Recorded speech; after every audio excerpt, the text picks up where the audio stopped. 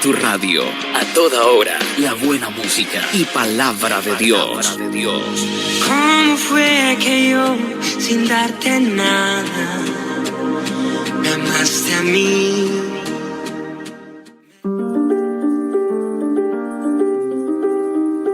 En estos momentos podrás escuchar un programa que honra y alaba el nombre de Cristo. Era un Dios. Bienvenidos. Por lo menos eso les hicieron creer y les obligaron a arrodillarse ante Él. Al oír el son, al oír la voz, y se oyó. Estás en sintonía del programa Entre Cristianos, una conversación necesaria, en la voz de la hermana Jennifer Carola. La furia del rey, porque pudo ver que había tres aún de pie. No nos inclinamos ante ti, aunque lo hagan los demás, nosotros no. Nuestro Dios, Él es Jehová, nos librará, pues Él es Dios. Bendiciones para cada uno de ustedes en esta linda tarde de día miércoles 27 de diciembre del año 2023. Hoy con mucha calor por acá por Chile y también por Temuco. Damos gracias al Señor por este gran privilegio que tenemos, oiga, de tener vida, que es lo más importante, el que usted y yo podamos estar, ¿verdad?, de pie y sabiendo que nuestro Señor nos bendice de una manera tremenda, porque podemos ver la mano de Dios en todas las cosas que usted y yo podemos hacer en este tiempo. Hoy estamos con un invitado que ya luego vamos a hacer, le vamos a dar la bienvenida también en esta tarde, un invitado desde California, ¿verdad? Así es. Si es que no me equivoco, desde California, al pastor Winston Medina, que está junto a nosotros, de Biblia en Contexto, un pastor que conocimos por el pastor Will Graham, y le damos gracias también porque en esta tarde está junto a nosotros, y le damos la bienvenida entonces al programa Entre Cristianos. Que el Señor le bendiga, pastor, que el Señor le fortalezca en esta tarde, y le damos muchas gracias a usted por estar junto a nosotros. Muchísimas gracias a usted, hermana Jennifer. Gracias por la invitación. Mi nombre es Winston Medina y sí, estoy acá en Estados Unidos, pero no en California. Estamos en Carolina del Norte, pero empezamos con usted. Pero un placer estar aquí. Para mí es un gusto. Gracias por tomarme en cuenta. Ya, ahí me había equivocado un poquitito, en Carolina del Norte. Claro, sabía que era con K, pero no sabía verdaderamente. Que el Señor le bendiga en gran manera. Esperábamos este día y hoy día fue un día tremendo para nosotros. Como le contaba, tuvimos problemas con el streaming de la radio y también hoy día hacía una prueba de radio también nuestro pastor Hugo Vázquez y también tuvo algunas complicaciones para poder hacer esta prueba porque el streaming de la radio se nos botó y ya no pudimos hacer nada. Pero ya en el proceso de la tarde nuestro técnico pudo arreglar todo, así que ya estábamos descansando, pastor, porque ya decíamos hoy día no vamos a tener la entrevista, pensaba, pero el Señor dijo otra cosa y estamos muy contentos de que esté usted con nosotros. Bueno, vamos a comenzar inmediatamente, vamos a orar primeramente, vamos a presentar el programa, sabiendo que el Señor tome dominio de todas las herramientas de trabajo que tenemos, ¿verdad? El internet y también nuestras vidas, que el Señor nos bendiga también en esta tarde para que todo lo que conversemos, ¿verdad?, sea conforme a la voluntad del Señor y pueda ser de mucha bendición para todos nuestros hermanos que se han conectado en esta hora y que, bueno, a esta hora van a escuchar, pero también más tarde, ¿verdad?, los que van a ver también el canal de YouTube, ahí también van a poder escuchar y van a poder ver también esta transmisión, y le damos gracias al Señor también porque nos da este privilegio de hacer esto. Así que oramos, pastor, en esta hora. Padre, Amén. Le damos gracias, Señor, porque usted es maravilloso y en el nombre de Jesús nos presentamos delante de usted, Señor, creyendo que su presencia maravillosa, Señor, está junto a nosotros, bendiciendo nuestras vidas y ayudándonos en todas las cosas que en esta tarde, Señor, hablaremos con nuestro pastor, lo que él tiene preparado también en esta tarde para compartir a cada uno de nosotros, Señor.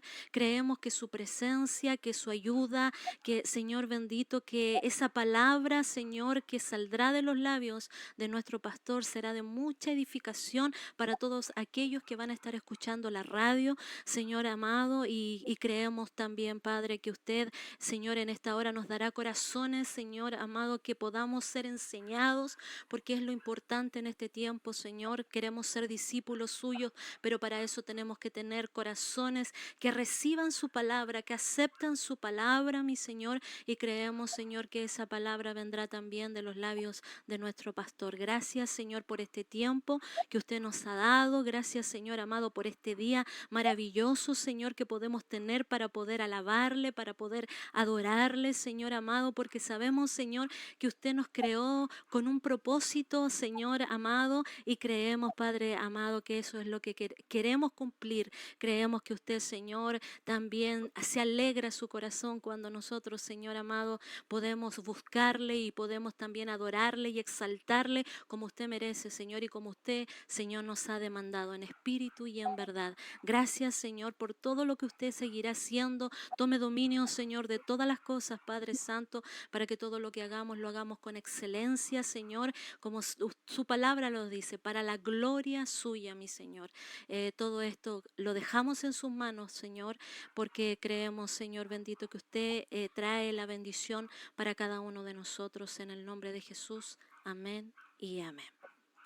Amén. Amén. Ya, entonces vamos a dar comienzo inmediatamente. A mí me gustaría mucho que usted, bueno, ya se presentó, pastor, pero que usted nos hablara un poquitito de usted para ya poder después entrar al tema que en esta tarde habíamos quedado, ¿verdad? Acerca de la predestinación, de la elección, ¿verdad? Que el Señor hace para con sus hijos. Así que si usted nos puede hablar un poco de su ministerio, cómo nace el canal de YouTube, ¿verdad? Y todo lo que usted hace en las redes sociales.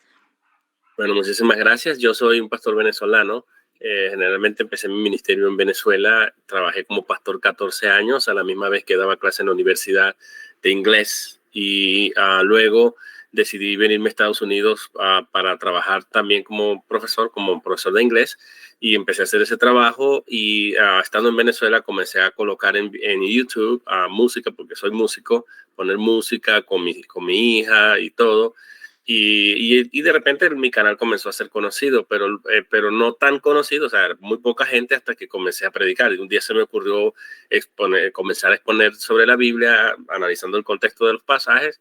Mi canal originalmente se llamaba como yo, Winston Medina, y de repente, bueno, le cambié el nombre a Biblia en Contexto porque alguien me dijo, mire, eres muy bueno analizando los textos, aparte de eso que empecé a estudiar griego y teología y todo esto, y entonces pensé que era una manera de llegarle a otros y especialmente dirigirme a ministros, a pastores, y eso es prácticamente a lo que me dedico, a enseñar a pastores, a líderes, a ministros, a través de debates, a través de la apologética, que es la defensa de la fe, a través de enseñanzas teológicas, análisis sintácticos del texto griego, de la Biblia, y bueno, y analizar los pasajes en contexto y a dar respuestas y refutar algunas ideas que a veces salen por ahí un poco torcidas. Y a eso prácticamente que me dedico. En las redes sociales, mi canal se llama Biblia en Contexto y ahí estamos haciendo vida en las redes sociales. Sí, pues así le conocimos, como le decía, por el pastor Will, le conocimos de esta manera, como él lo había invitado.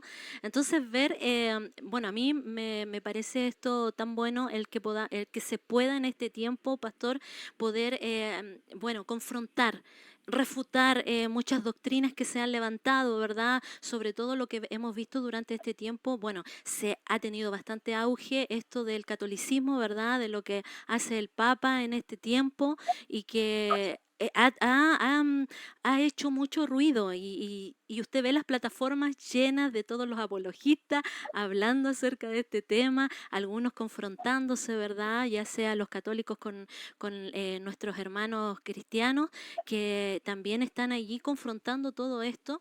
Y la verdad de las cosas, yo creo que en este tiempo se ha levantado esto, pero en gran manera, ¿verdad? Por lo que decía usted, el poder darle también una enseñanza a muchos pastores, a muchos líderes hoy en día, porque sabemos que no todos pueden llegar, ¿verdad?, a estudiar la palabra del Señor en algún tipo de instituto o algo así, ¿verdad? Ujú. ¿Esto nació de usted y usted comenzó, también entró al instituto o solamente es como más, ¿verdad?, algo más personal, más Sí. personalizado? No, no, yo estudié sacerdocio en Venezuela. Ya, No me quise juramentar, pero obtuve mi licenciatura en teología ya. y luego me la retuvieron porque no quise avanzar, pero luego yo hice mis estudios en un seminario teológico y cuando llegué a Estados Unidos comencé a hacer mi maestría en el Miami International Seminary. Aún me falta mi tesis, pero sí terminé todo el curso y el Ah, pensum. ya, ya. Y en eso he estado trabajando, pero he tomado cursos de griego koiné en línea a través de la página Greek to Me y también de lectura fluida del griego con el profesor Philemon Zachariou, que es un nativo griego. Y bueno, y en eso he estado preparándome con el estudio bíblico, pero la Biblia la conozco desde pequeño porque yo fui adoptado por unas hermanas religiosas del Sagrado Corazón de Jesús, que son una especie de monjas, y los castigos que me daban eran estudiar la Biblia, leer los Mm, libros de los santos, la patrística y todo eso, y eso me ha ayudado a mí a tener un conocimiento que me sirve pues para ayudar, para la apologética, para la defensa de la fe. Y aparte de eso, aquí cuando llegué a Estados Unidos comencé a leer obras porque me gusta mucho leer libros en inglés y me encontré muchos libros buenos y he colaborado con académicos que tienen doctorado, que han ya. escrito trabajos y les he apoyado traduciendo al español con la idea de que, traduciendo sus libros al español, que están en Amazon con la idea de poder hacer un resumen en mi canal. Y he hecho eso y he entrevistado a algunos de esos académicos también en mi canal. Y eso es lo que, viendo la necesidad en Latinoamérica, que no hay seminarios, no hay Claro. institutos, entonces colaboro con los eruditos y ellos me permiten hacer un resumen de su contenido, de lo que ellos están produciendo en mi Mm, canal y a veces uso PowerPoint y esas cosas para ilustrar y darme a entender porque uso mis herramientas de maestro secular, de didáctica, de claro. andragogía, de pedagogía para llegarle a ellos de una manera más sencilla y simplificar el contenido. Y eso es básicamente lo que he hecho y a lo que me he dedicado, pero sí, además estudio por mi propia cuenta porque me gusta leer mucho. No, es algo bueno. Cuando usted tiene eso, ¿verdad? De querer seguir, bueno, estudiando, el poder seguir cultivando más los estudios para poder de esta manera también poder enseñar, ¿verdad? Con una mayor autoridad, pudiésemos decir, porque está sabiendo todas bueno, en este caso todas las áreas de la Biblia. Usted dice que le gusta un poco más lo que es apologética, es más, o igual hay otras áreas que también aborda. A mí me encanta mucho el pastorado local, por eso en Venezuela establecimos una obra, la plantamos del cero. También tuve un programa radial que se Ya. llamaba Respuesta a tus dudas bíblicas y espirituales. Y luego me he dedicado más a la apologética porque es lo que a mí me ha resultado en las redes sociales. Ah, Cuando ya, ya. simplemente me pongo a dar enseñanzas o estudios bíblicos, Sí. hay poca gente, pero cuando hay un debate, ahí hay Mm. 100, 200 personas conectadas. Entonces parece que eso es como que lo que genera más audiencia y ahí me he quedado. Pues. Pero sí creo que puedo enseñar, puedo pastorear, puedo evangelizar. En Venezuela me conocen más como evangelista porque prediqué por todas partes en Venezuela. Entonces sí he hecho de todo un poco, pues. No me gusta mucho hablar de eso, pero más o menos esa es mi trayectoria. Ya. No, pero es bueno poder de esa manera poder conocerle aún más, pastor, eso también porque la parte evangelística también son pocos los que la hacen. La verdad de las cosas, pastores sobre todo, es como más difícil por el hecho de que están en las congregaciones, ¿verdad? Pero, por ejemplo, en el caso de nosotros, nuestro pastor es pastor evangelista igual y también ha formado iglesia, le ha tocado también salir, por ejemplo, a otras naciones también. Entonces, entonces eso también es bueno, es buena esa parte. Bueno, yo no sé si usted nos quiere comentar algo más de usted o vamos inmediatamente a lo que nos convoca. Vamos al tema, pues. Ya. Muy bien. Vamos entonces al tema. Bueno, nosotros, yo le comentaba al pastor de que quisiésemos que él nos hablara acerca, ¿verdad?, de lo que es la predestinación, de la elección que hace el Señor, porque la verdad de las cosas, hoy en día eso se está viendo, bueno, en las redes sociales están estos conflictos, estos pleitos de que si somos o no somos, ¿verdad?, elegidos por el Señor, si verdaderamente existe esto de la predestinación, ¿verdad?, cuando la palabra nos habla acerca de esto. Pero usted sabe que tenemos contrarios, como también tenemos personas que aceptan que el Señor a nosotros nos eligió como soberano, ¿verdad? Pero también tenemos contrarios, y dentro también de nuestra radio, así como tenemos, como yo le contaba, tenemos hermanos que llevan, tal vez pudiésemos decir, reformados, pero también hermanos que a lo mejor tienen más una línea, ya podemos decir pentecostal, o no tan pentecostal, pero asambleísta, asambleas de Dios, ¿verdad? Y también ahí tienen sus diferencias, hay algunas diferencias en cuanto a lo que es la doctrina, pero sería muy bueno que usted también nos pudiera hablar acerca de primero los términos, de estos términos de, ¿verdad? Que también son importantes que nosotros como hijos de Dios lo sepamos. ¿Y por qué le digo, pastor, que comencemos con algo a lo mejor que usted dirá, pero esto ya yo lo he dicho tantas veces, pero hay gente que todavía no conoce, hay gente de la radio que está recién comenzando, están ellos recién comenzando lo que es ser cristianos, están, bueno, hay muchos que recién están conociendo del Señor, entonces es importante poder hablarle desde lo más básico hasta, ¿verdad? Y seguir creciendo en cuanto a eso. Así que comencemos nomás. Amén. Bueno, lo primero que tenemos que decir, hermana, así como usted muy bien lo ha dicho, el cristianismo, cuando se trata de la soteriología, vamos a comenzar a hablar un poco de esto, que es la soteriología. La soteriología es la parte que se encarga del estudio profundo de lo que es la doctrina de la salvación, de la soteros, que significa salvación. Y básicamente, cuando se habla de la salvación, debe haber un orden de la salvación, que es prácticamente estudiar qué ocurre primero. Eso se le conoce en teología en un término latín que es ordo salutis, que es el orden de la salvación. Básicamente, eso es lo que es la soteriología. Entonces, el cristianismo, cuando se trata del tema soteriológico, el cristianismo evangélico está dividido básicamente en dos grupos. El grupo que cree en la predestinación, y es un término que todo el mundo conoce, todo el mundo ha escuchado, y nadie puede deshacerse del término, porque el término es 100% bíblico. O sea, la palabra predestinación aparece 6 veces en la Biblia. Y como argumentaba hace poco yo en uno de estos debates, alguien decía, ¿por qué algunos de ustedes hacen énfasis, los que creen en la doctrina de la gracia, por ejemplo, en la predestinación, si solamente aparece 3 veces? Eso es para que esté repleto en toda la Biblia. A lo que yo respondí, bueno, la gran comisión de Mateo 28:19, y por todo el mundo y predicar el evangelio a toda criatura, bautizándolos en el nombre del Padre y del Espíritu Santo, solo aparece una vez. El bautismo trinitario aparece una sola vez, pero todo el mundo exacerba esa doctrina y todo el mundo practica el bautismo. Entonces, imagínense si aparece una sola vez y nosotros la enfatizamos, cuánto más la predestinación, que aparece 6 veces en la Biblia. Entonces, el punto es, nadie va a deshacerse del concepto de la predestinación. La diferencia siempre va a estar en cómo la vamos a definir y cómo vamos a entender el término predestinación. Entonces, vamos a comenzar con esa palabra. La palabra predestinación, si quiere hago una pausa para que usted tal vez intervenga. La palabra predestinación viene del griego pro-orizo. Es una palabra que se compone de dos. Una preposición que es pro, que significa antes, y orizo, que es un sustantivo que significa horizonte o límite.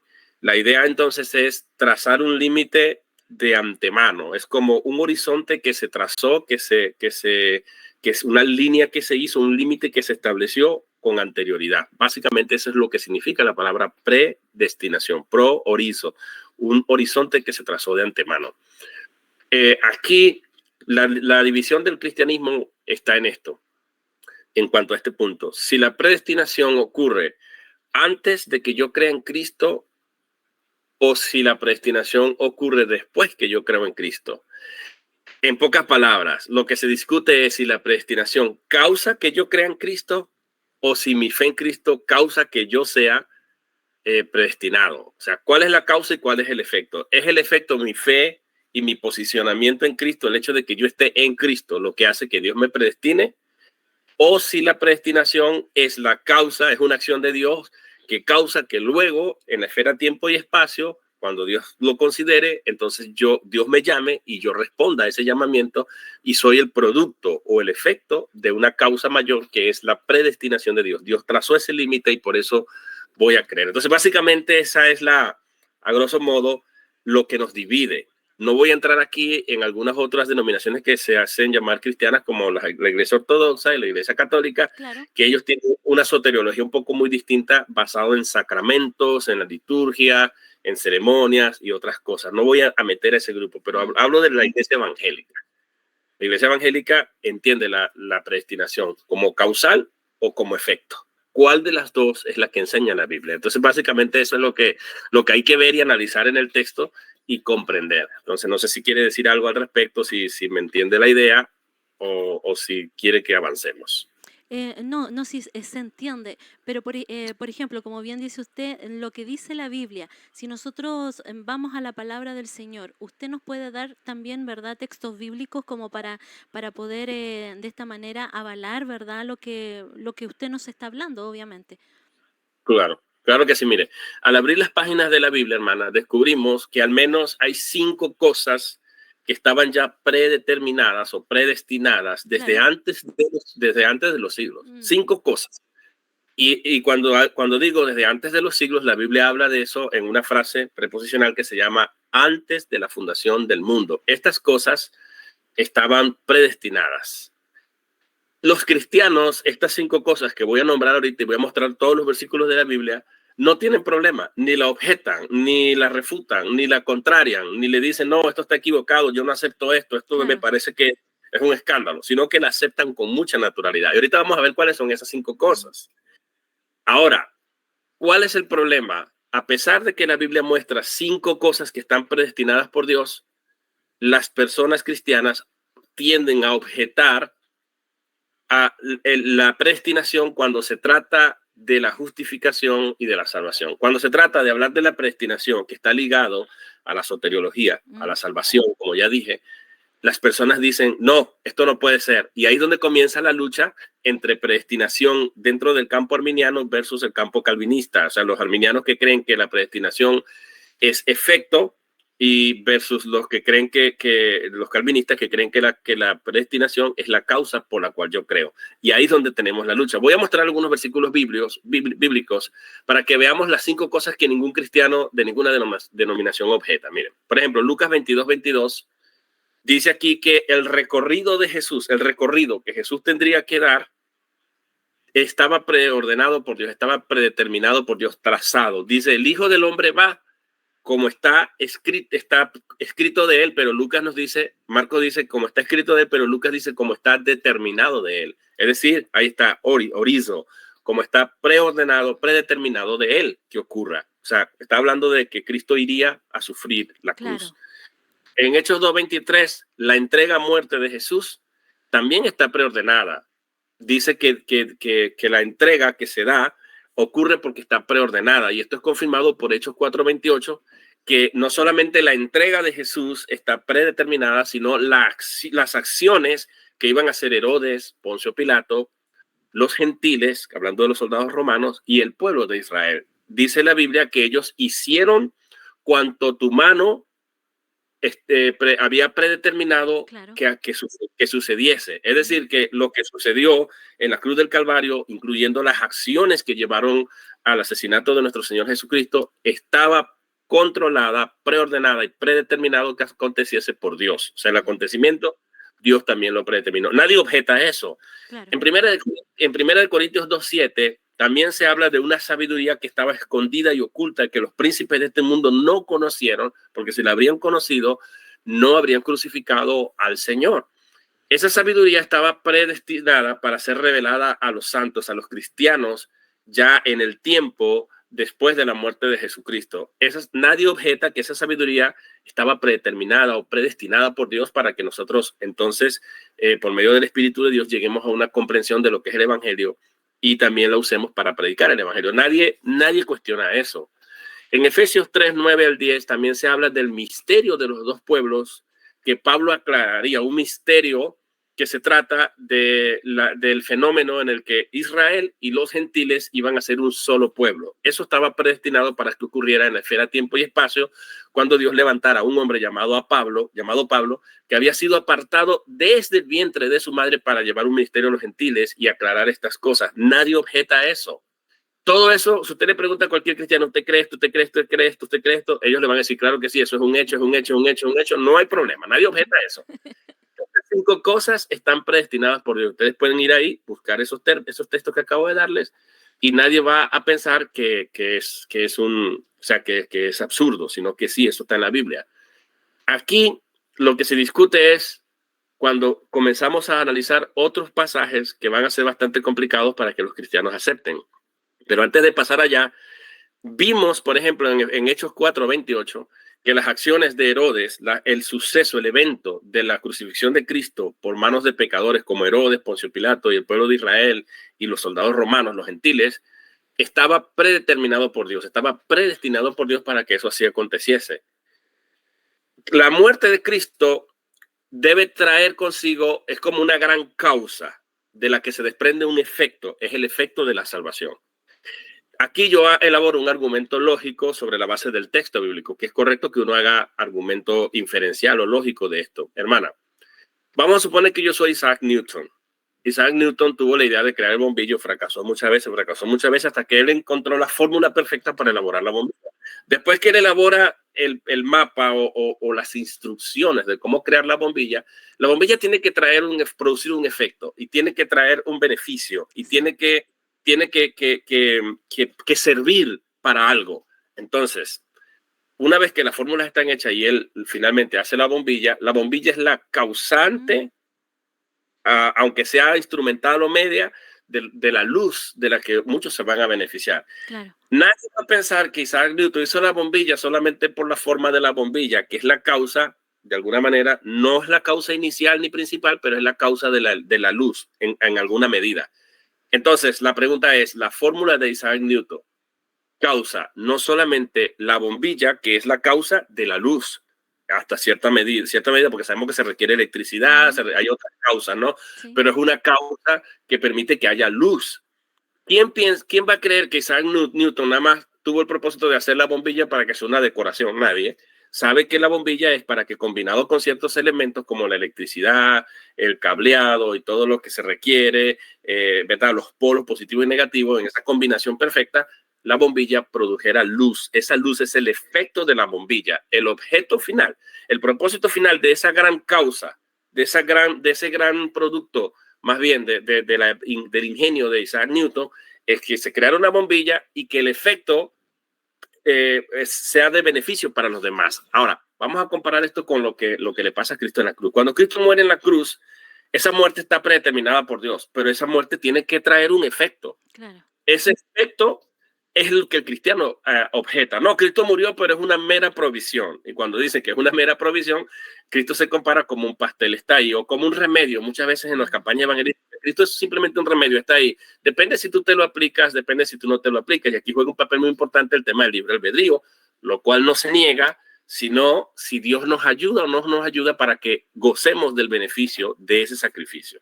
Entonces, no sé si ahora empezamos a entender, ese es un argumento lógico, pero ese argumento lógico pudieran objetar como alguien argumentó y dijo, bueno, yo me tengo que basar en la escritura, no quiero argumentos lógicos, porque la lógica es humana y puede fallar. Claro. Ok, está bien, 100% de acuerdo en eso. Vamos, olvidémonos de la lógica, olvidémonos de que la bombilla fue creada para que produzca luz y que la luz es el efecto, el gran efecto, y que no estuvo planeado en la mente de Isaac Newton. Lo mismo, digamos que la muerte de Cristo simplemente fue una mera provisión y no había un producto más allá, un efecto que Dios también tenía predestinado. Eso es lo que yo objeto. Ok, está bien, vamos a dar que nuestros hermanos se calmen dentro de la contienda y la división que hay. Claro. Pero vamos ahora a lo que sí objetan los cristianos. Entonces, repito, nadie objeta, hermana, al recorrido de Jesús en su pasión, Lucas 22:22, la entrega a muerte de Jesús, Hechos 2:23, Hechos 4:28, las acciones de los pecadores matando a Cristo en la cruz, que estaban predeterminadas por Dios. Nadie objeta la sabiduría oculta desde los tiempos y desde antes de los siglos. Nadie objeta el misterio de los dos pueblos que Pablo aclararía de Efesios 3, del 9 al 10. El problema está cuando comenzamos a hablar de la predestinación en relación a los efectos de esa muerte de Cristo, en relación a la consecuencia de Cristo morir en la cruz, en relación a la justificación, a la santificación y a la salvación y finalmente la glorificación. Estamos hablando de Romanos 8, 29, 30. Y miren, hermana, se ha hecho 1000 malabarismos para negar el texto, para acomodar el texto y hacer que el texto diga lo que no dice. Y tratar de imponer una idea de predestinación en la que la predestinación sea después de la fe, sea después de yo creer, sea después de yo ser cristiano, sea después de yo amar a Cristo, sea después de yo conocer a Dios. Eso es prácticamente lo que se hace. Entonces vamos a ver qué dice Romanos 8, 29, 30. Ahí dice, a los que antes conoció, también los predestinó. Repito, no es la primera vez que aparece la palabra predestinación, ya les acabo de mostrar 5 veces más. Antes conoció, a los que antes conoció, está hablando de personas, pero ¿quién es el que conoce aquí? A los que antes conoció. Tiene que haber un sujeto, el sujeto es Dios. El texto lo que dice es, Dios a los que antes conoció, Dios conoció a un grupo de personas. Así es. ¿Quiénes son ese grupo de personas? En el contexto, en el versículo 28 son los que aman a Dios, pero se aclara quiénes son los que aman a Dios, porque amar a Dios en ese texto es un participio y ese participio implica la acción de amar continuamente a Dios. Es un grupo que está continuamente amando a Dios. Pero el apóstol aclara, esto es para aclarar quiénes son esos que están amando continuamente a Dios. Dice, estos son los que conforme a su propósito, hay un propósito que es la causa y el molde o la regla que Dios establece, la base por la cual procede a llamar a las personas. Dice, conforme a su propósito son llamados. Es decir, el producto final es que amen a Dios continuamente, pero antes de que amen a Dios, se tiene que anteponer el llamamiento. Dios tiene que llamarlos. Pero cuando los llama, ese llamamiento no es un accidente. No es producto de mi libre albedrío. No es producto aunque mi libre albedrío esté involucrado, no se niega a eso, sino que es producto de un propósito que Dios tiene en mente. Y eso es lo que dice Pablo. Esto es a los que son llamados conforme al propósito. De manera que aquí no estamos hablando del llamamiento que hace un predicador. Los predicadores le hablamos a Raimundo y todo el mundo, a Raquel y a todo aquel. Le hablamos a todo el mundo. El llamamiento del predicador es universal. ¿Qué es lo que hace que el evangelio funcione y que algunos crean y que otros no crean? Aquí está la clave. Hay alguien que llama, que no es el predicador, internamente por medio del Espíritu Santo. Y eso Cristo ya lo venía diciendo cuando dijo, ninguno puede venir a mí. Y ahí usa la palabra griega udis. U significa no. Is es el número 1 en griego. No uno, o sea, ninguno. No hay uno solo que pueda, y es un negativo absoluto, que pueda venir a mí si el Padre no lo atrae. Cuando uno analiza Juan 6:44, pero lee Juan 6 completo, venir a Cristo no puede ocurrir sin la ayuda del Padre, porque el 45 va a decir, y todo el que es, dice, porque escrito está en los profetas, y serán todos enseñados de mi Padre. Así que, dice Cristo, todo el que oyó y aprendió de mi Padre, viene a mí. Entonces, hay un fenómeno que ocurre que los cristianos perdemos muchas veces de vista. Cuando el predicador hace un llamado general, a algunos el evangelio les llega con poder, con la fuerza del Espíritu de Dios, y están como aprendiendo directamente del Padre, están oyendo el evangelio de forma distinta como lo oyen los demás. Y esas personas internamente sienten un impulso y son persuadidos, como dice la Biblia, que el Espíritu de Dios convencería al mundo de pecado, justicia y juicio. Esa obra ocurre cuando se predica el Evangelio, pero no funciona igual para todos. Claro. Lo que ocurre es que Dios llama, porque tiene un propósito, a los que son suyos, a los que conoció de antemano. Entonces Dios los va a llamar. Y eso, cuando los llaman, ellos van a terminar justificados, y cuando están justificados es cuando ellos pueden amar a Dios. Y eso es consonante con la Biblia. 1 Juan 4:19 dice, nosotros le amamos porque Él nos amó primero. La causa por la cual yo amo a Dios es que Dios tuvo que tomar la iniciativa en ese amor hacia mí. Es un amor especial, un amor que resulta en la justificación, que resulta en la salvación, que resulta en que yo continuamente ame a Dios. Ahora, después que Pablo dice eso en el versículo 28, él lo está diciendo en un contexto en el que desde el versículo 18 del capítulo 8 de Romanos ha hablado de las tribulaciones, de las aflicciones de este mundo, cómo los cristianos atravesamos, pero las tribulaciones tienen que tener un propósito. Así es. Y es cuando Pablo va a decir, nosotros hemos sabido, en el texto griego, va a decir, nosotros hemos sabido que todas las cosas ayudan o cooperan para bien. Ese para bien indica propósito e indica una meta. Tiene la meta, el objetivo y el propósito de beneficiar a los que aman a Dios. Claro. Y va a aclarar quiénes son los que aman a Dios, aquellos a los que el Señor llama conforme y por causa de su propósito, dice el texto griego.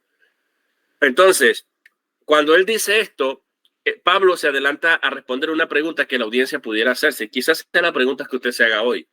¿Por qué las aflicciones, las tribulaciones, las vicisitudes, los problemas, los cristianos atravesamos por todas estas cosas, pero por qué si amamos a Dios, si estamos nosotros amando a Dios continuamente, si nosotros estamos haciendo nuestro mejor empeño por agradar a Dios, si nosotros somos llamados de Dios, ¿cómo es que Dios permite que nosotros suframos y tengamos tantos problemas?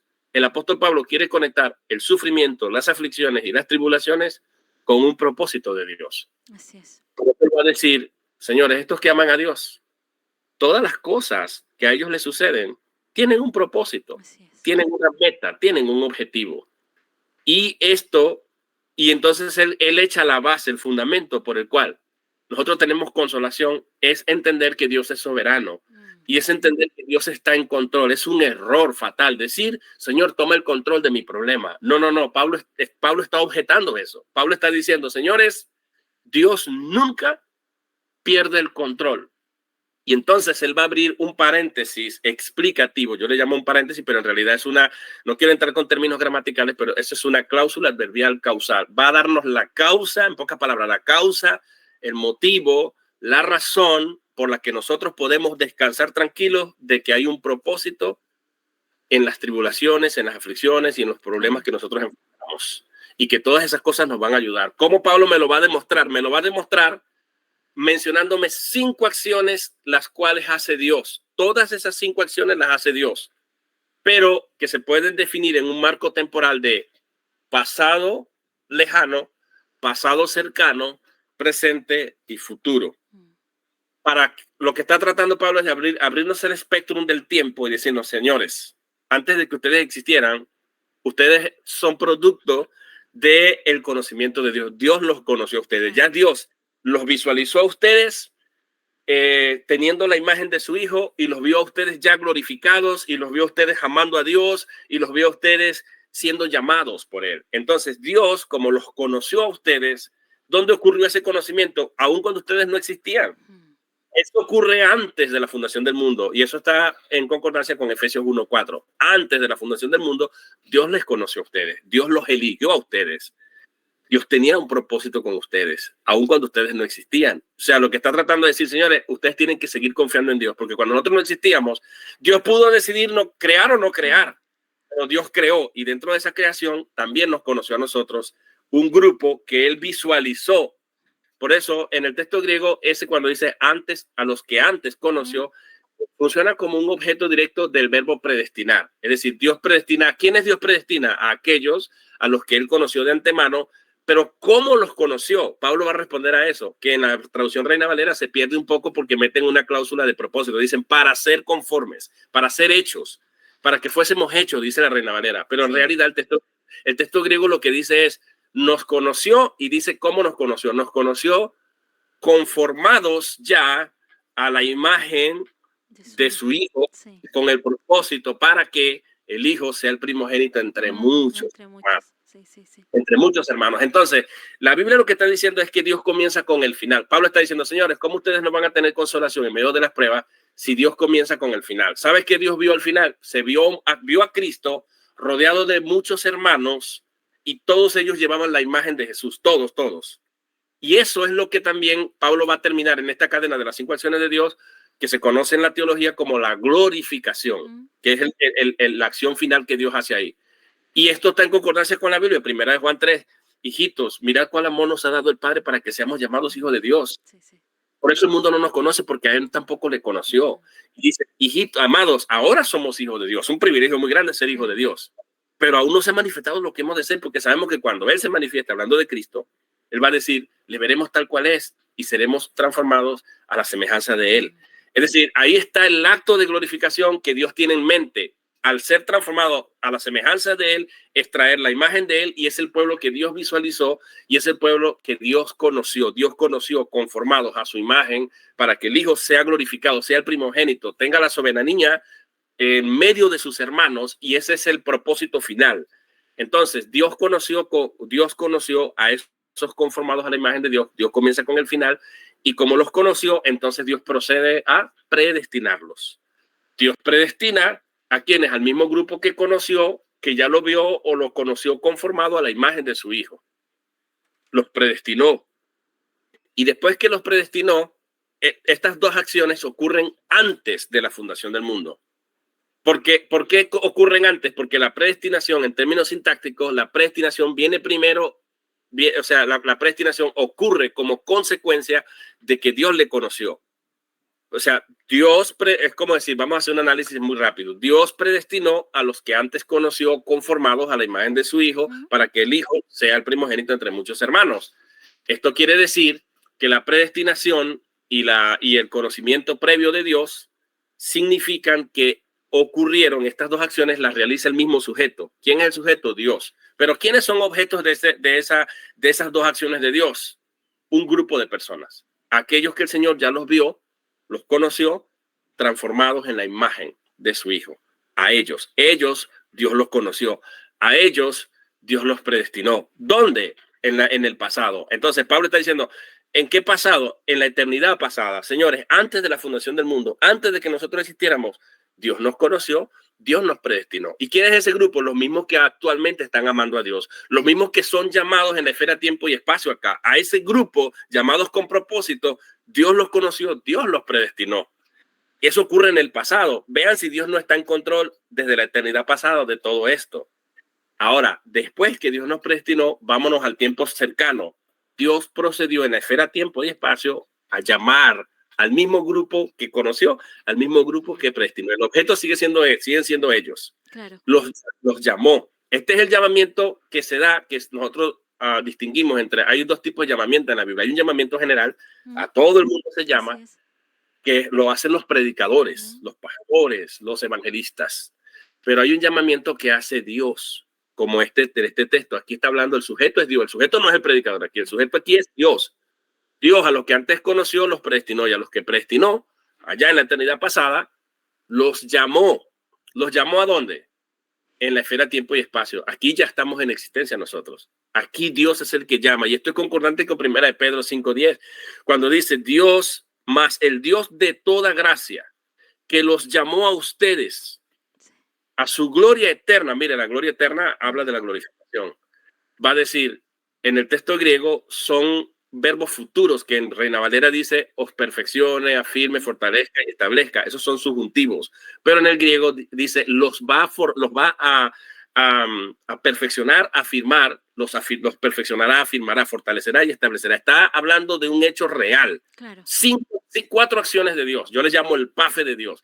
El Dios llamó, pero llamó ¿para qué? Para la gloria eterna. El Dios que los llamó a ustedes, ¿a dónde los llamó? Locativo, a la gloria eterna.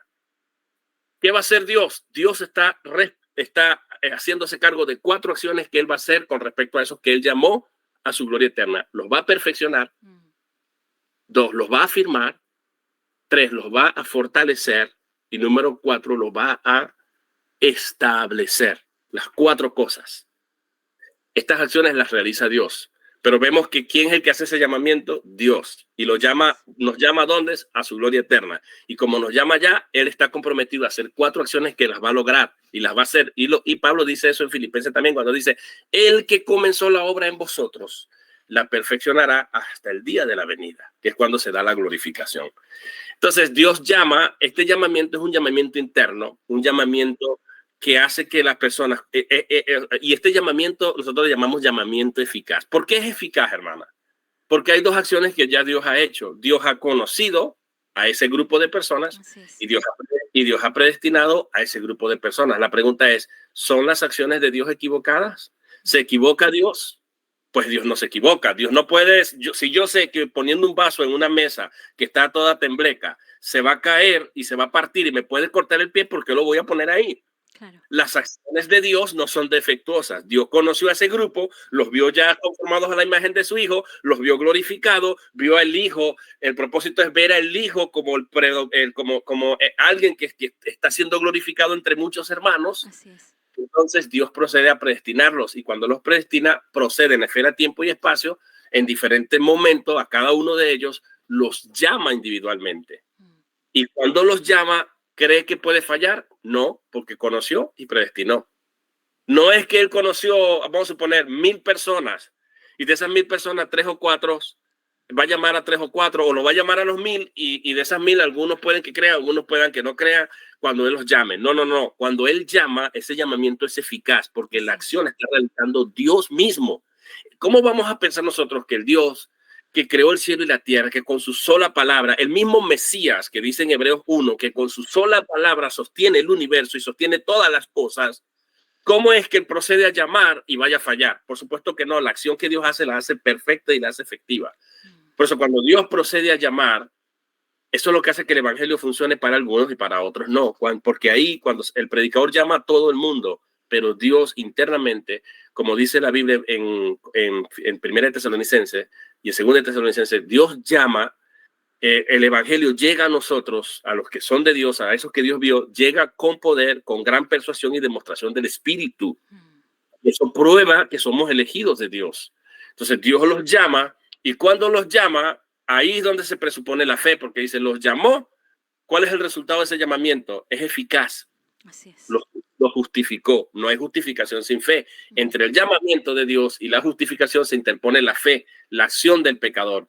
El pecador tiene que creer, pero cree después que Dios lo llama. No hay manera de que no crea. No es que, mira, Dios me llamó. Bueno, pero le voy a decir que no. Eso no existe aquí. Aquí es, si lo llamó, el resultado es que terminó justificado. Así como cuando Dios conoció, el conocimiento de Dios lo llevó a predestinar y las acciones las está haciendo Dios. Ahora Dios va a llamar y va a fallar Dios. No, Dios no puede fallar. Dios llamó y a los que llamó terminaron siendo justificados y a esos que justificó terminaron siendo glorificados. Y lo más increíble de todo esto, hermana, es que las 5 acciones están en un tiempo verbal griego que se llama aoristo, implicando que la acción ya está lograda por Dios. Dios ya conoció, Dios ya predestinó, Dios ya llamó y Dios ya justificó y Dios ya glorificó. La pregunta es, ¿los cristianos actualmente estamos glorificados? No. Pero al usarse un aoristo está implicada la garantía y el logro de la acción, implicando que Dios no comete errores. El Dios que conoció y predestinó, mi amigo, a aquellos que él conoció y aquellos que él predestinó van a terminar siendo glorificados. Por eso la palabra predestinación significa que les trazó un límite, les trazó un horizonte y el horizonte es que lleven la imagen de su Hijo, el horizonte es que terminen glorificados. Y entonces aquí hay que distinguir entre las acciones que Dios hace, que son conocer, predestinar, llamar, justificar y glorificar, y la acción que nosotros hacemos. Claro. ¿Dónde entramos nosotros? En el llamamiento, entre el llamamiento y la justificación. Dios me tiene que llamar y cuando me llama yo respondo. Y cuando respondo, haciendo uso de mi libre albedrío, pero un libre albedrío que ha sido liberado, porque al que el Hijo del Hombre libertare será verdaderamente libre. Y es ahí cuando entonces soy justificado. Y si estoy justificado, estoy salvo. Y si estoy salvo, entonces voy a terminar siendo glorificado teniendo la imagen de su Hijo cuando Él se manifieste. Entonces, hay gente que ha tratado de objetar esto y decir, no, primero tengo que ser justificado estando en Cristo, creyendo en Cristo para luego ser predestinado. Pero al hacer eso, lo que hacen es torcer el pasaje y darle la vuelta. No sé si ustedes pueden ver. Primero, la acción de Dios es, ¿qué es primero? Mire, consecuentemente, esto se conoce en teología como la cadena de oro. Es una cadena irrompible, pero no solamente es irrompible, no se puede romper, sino que también esta cadena, que son las 5 acciones de Dios, no se pueden invertir ni cambiar. Eso es lo que significa. Es decir, van en una sola dirección y una es causa de la otra. Por ejemplo, ¿qué lleva a que Dios predestine? Que Dios conoció. ¿Qué lleva a que Dios llame? Que Dios predestinó. ¿Qué lleva a que Dios justifique? Que Dios llamó. Y al llamar no falló porque es eficaz. La persona creyó y terminó justificado por la fe. ¿Y qué hace que la persona termine glorificada? Bueno, que fue justificado. Y si fue justificado, fue salvo. Entonces, vea que hay personas, y aquí viene la objeción. No, Dios predestina es a los que están en Cristo. Pero ¿cómo yo estoy en Cristo? Yo estoy en Cristo cuando creo. Pero entonces tú lo que estás diciendo es que el llamamiento viene primero, la justificación viene primero y después viene la predestinación. Entonces tenemos que leer el texto: a los que antes conoció, los llamó y justificó y después los predestinó. Y entonces los predestinó para ser glorificados, para llevar la imagen de su Hijo. Es lo que hacen, agarran la predestinación y la lanzan para el final. Pero es no entender que una es consecuencia de otra. Una es consecuencia de otra. Pastor, esa es la objeción que se hace, o sea, que es como la más común en cuanto a lo que es la doctrina de la predestinación, ¿verdad? Que algunos dicen que es injusta igual por el hecho de, ¿verdad? De por qué solamente Dios elegiría a un grupo de personas y no a otras. Porque la verdad de las cosas, esa es una de las preguntas yo creo que más se hacen aquellos que no creen en la predestinación. ¿Por qué Dios va a elegir a un grupo de personas, verdad? ¿Y por qué no elegir a las otras? Entonces eso es como una de las objeciones que encuentran que es injusta. Sí, pero parte de una premisa falsa. La premisa falsa, hermana, es que se parte de una presuposición de creer que Dios a todo el mundo le debe un chance. Dios está en deuda con el pecador. Que Dios le debe al hombre un chance sí o sí. Entonces no sería gracia, porque cada vez que Dios elige a alguien, si Dios le da un chance a todos, entonces Dios simplemente estaría pagando una deuda que él tiene con el pecador. Esa es la premisa, parte de una idea errada. Yo siempre lo ilustro así. Vamos a ver, aquí en Estados Unidos, yo no sé si en Chile y en algunos otros países, algunos presidentes tienen un poder que es el poder de perdonar los pecados de un prófugo, de un delincuente, de un criminal. Aquí va al corredor de la muerte y busca a los presos y dice, bueno, habla con ellos, y de repente él se mueve a misericordia y hace un acto benevolente de perdonarle, especialmente si está condenado a muerte, ¿no? A la pena capital. Lo perdona y lo dejan libre. Entonces yo siempre pongo este ejemplo. Supongamos que ahí esté Pedro y Juan. Los dos son criminales, están en el corredor de la muerte y llegó el presidente de los Estados Unidos, habla con ellos. Y después el presidente dice, ¿sabes qué? Pedro, te voy a perdonar el castigo. Y lo libran. ¿Cree usted que Juan va a decir, llega alguien, entrevista a Juan y dice, mira, Juan, ¿por qué te estás condenando? No, yo me estoy condenando porque el presidente se le ocurrió injustamente agarrar a Pedro, escogerlo y salvarlo y librarlo de la pena capital. Y eso no es justo, y comenzar a protestar. No, él está condenado y él no le puede echar la culpa al presidente. Él sabe, y el ejemplo lo tenemos con los ladrones de la cruz. Claro. Cuando Cristo está en la cruz hay 2 ladrones y hay uno que le echa la culpa al otro. O sea, no es que le eche la culpa, dice, mira, no temes a Dios. Nosotros estamos aquí porque, o sea, él no nos está condenando, nuestras acciones nos condenaron. Nosotros somos reos de esta condenación, merecemos esto, pero este hombre nada ha hecho. Y es cuando le dice, acuérdate de mí cuando vengas en tu reino. Pero el ejemplo es para darles a entender. Juan no puede objetar que el presidente no lo indultó a él, no lo perdonó a él, porque es un acto de gracia del presidente. El presidente puede perdonarlo a los dos o puede perdonar a uno solo. Pero al que no perdone no puede decir que se va a condenar y que va a sufrir la pena capital porque el presidente no lo perdonó. No, lo que lo está condenando a él son sus acciones. Claro que sí. Y lo que tenemos que discutir es si el hombre es bueno o no es bueno. ¿Qué dice Cristo? No hay bueno ni aún uno. ¿Qué dice la Biblia? Que todos estamos muertos en nuestros delitos y pecados. ¿Qué dice la Biblia? Que nosotros hacemos por naturaleza lo que el príncipe del aire nos dicta que hagamos y lo hacemos voluntariamente. Efesios capítulo 2. Entonces se parte de una premisa falsa como que Dios me debe algo. Y la Biblia lo que muestra es que Dios de la misma masa, una masa que está en la misma igualdad de condiciones, Dios elige a uno. Y ahí entra mucho, hermana, hay que entender mucho lo que son los atributos de Dios. Sí, sí, sí. En Dios hay dos tipos de atributos. O sea, hay 27 atributos en Dios, pero está el atributo que tiene que es del amor, y está el atributo de justicia y santidad. En el atributo del amor está la gracia. Dios tiene dos opciones. Dios puede decir, bueno, señores, ¿saben una cosa? Yo voy a salvar a todo el mundo y convertirse en un universalista. La pregunta es, ¿qué hace Dios con su atributo de santidad y justicia? Alguien tiene que satisfacer la justicia de Dios, en la que entra también la venganza de Dios. Mía es la venganza, yo daré el pago. ¿Cómo Dios se venga si salva a todo el mundo? Eso sería negarse a sí mismo en cuanto a sus atributos de justicia y santidad. Entonces, también Dios puede decir, no, yo voy a condenar a todo el mundo. Y si Dios condena a todo el mundo, ¿qué hace Dios con su atributo de amor y de gracia? Bueno, Señor, ¿dónde está el amor? Está la gracia tuya. Entonces, Dios, cuando toma acciones, Él las tiene que hacer en equilibrio y en concordancia con su naturaleza, con sus atributos. Entonces, Dios dice, bueno, en verdad todo el mundo merece la condenación, pero yo sí los condeno a todos, entonces yo me estaría negando a mí mismo que soy amor, y estaría negando la gracia, y estaría negando esos atributos que están en mí. Entonces yo lo que voy a hacer es lo siguiente: esa misma masa de gente que está contaminada, de ellos me voy a hacer un pueblo, pero no sin un mediador, y ese mediador es Cristo. Escoge a Cristo y en Cristo ve a todos aquellos que Él los ve con la misma imagen y ve a Cristo siendo glorificado en medio de sus hermanos. Por eso Cristo habla en Hebreos 2:10, yo y los hijos que Dios me dio. Claramente dice así, y ellos van a terminar en la gloria, porque dice para llevar a muchos hijos a la gloria. Muchos hijos son los hijos que Dios le dio, y Él canta en medio de la congregación de ellos, de sus hermanos, en medio de sus hermanos, el Señor Jesús. Eso lo dice ahí Hebreos capítulo 2, que es un pasaje hermoso. Y participó de la muerte para vencer al que tiene el imperio de la muerte, por causa de esos hermanos. Y Él es poderoso para salvar a sus hermanos. Entonces, ¿Dios qué hace, hermana? Sobre la base de ese equilibrio de su naturaleza, Dios de la misma masa agarra a un grupo, así como el presidente llegó y dijo, te agarro a ti, Pedro, y dejo Juan, pero Juan no me va a echar la culpa a mí de que yo hice una elección arbitraria o injusta, porque él está en un estado de condenación. Esa masa es una masa que está en estado de condenación.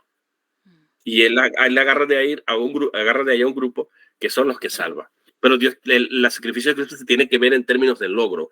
Como les dije, la bombilla se hizo con un fin, y el fin es el efecto de la luz que nos beneficia a todos.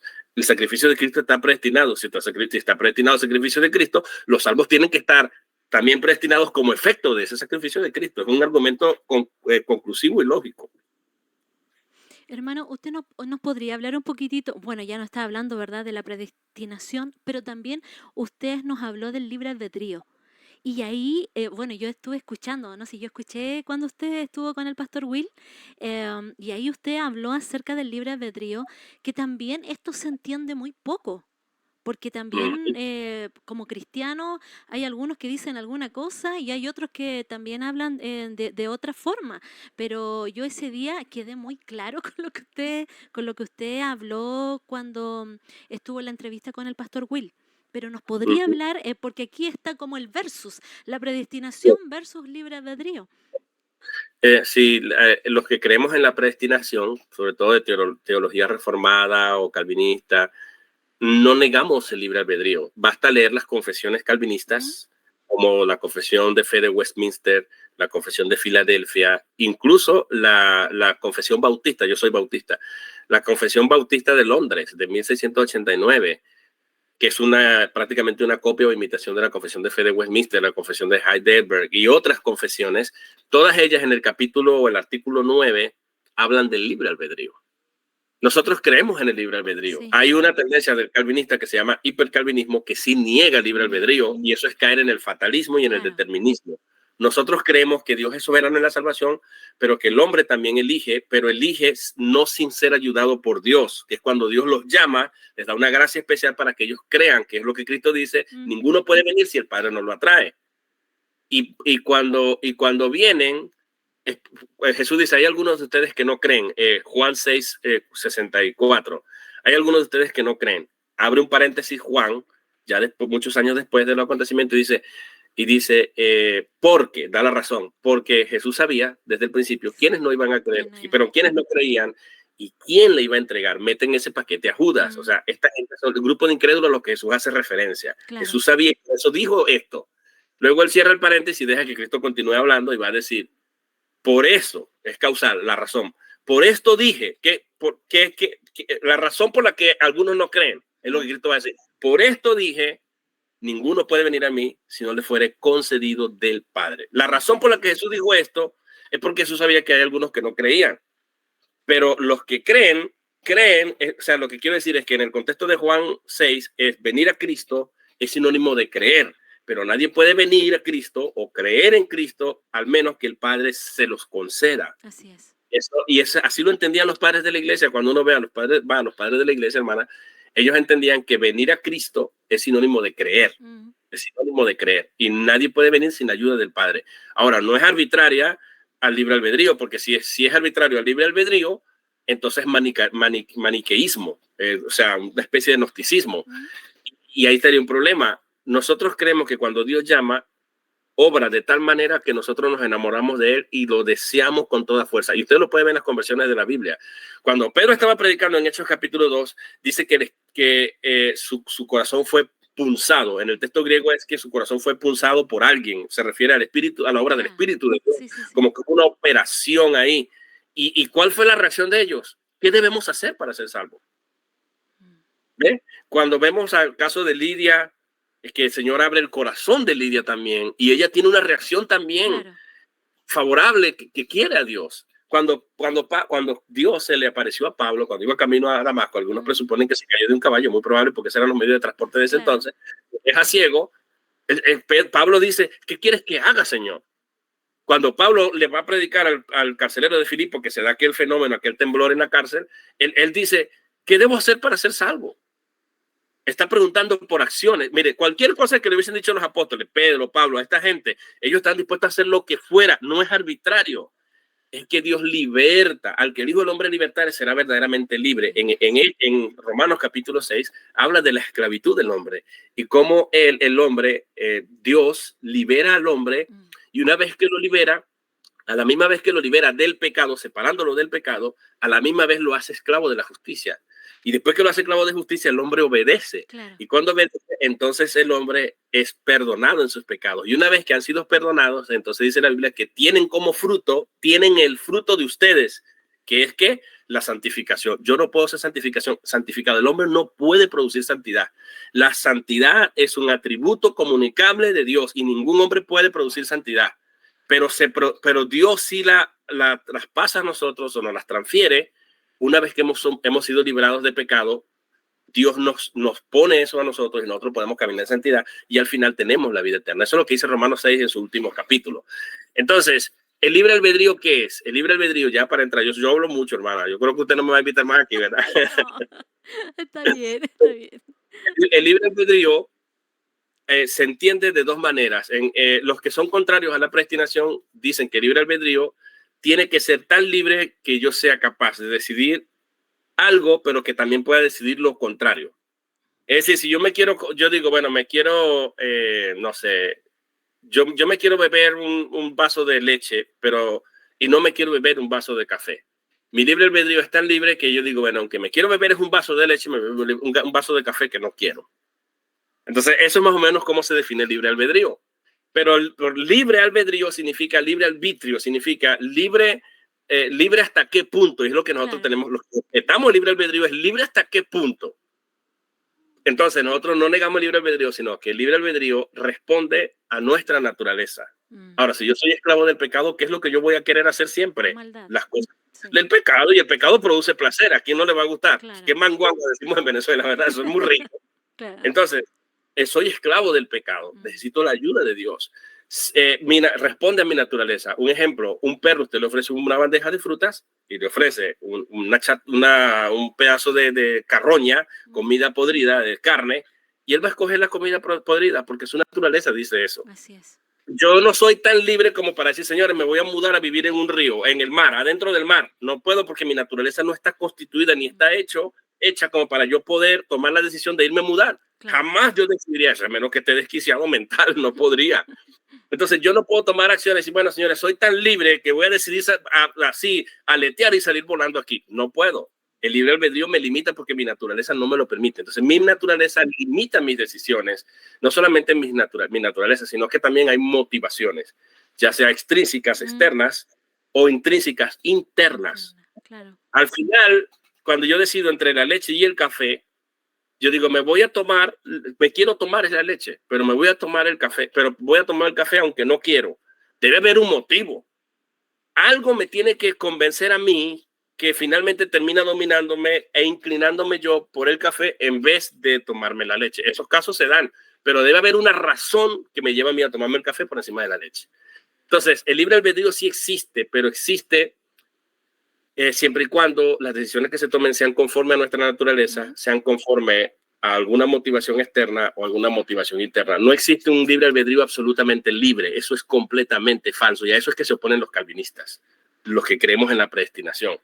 Entonces, ¿cómo es que la persona responde? Bueno, por la obra externa de la palabra de Dios, el llamamiento general, que Dios también obra internamente llamando, esa es la influencia interna, el espíritu persuadiendo y convenciendo, el poder del espíritu de Dios, lo que algunos traducen o llaman el toque de Dios, es lo que hace que yo reaccione, es lo que hace que yo responda, es lo que hace que yo decida por Cristo. Entonces, ¿es correcto que los que creemos en la predestinación, digamos la gente, decide por Cristo? Claro que sí, pero ese que decide no puede decidir sin la asistencia del Espíritu de Dios. Si nosotros no vemos eso así, hermana.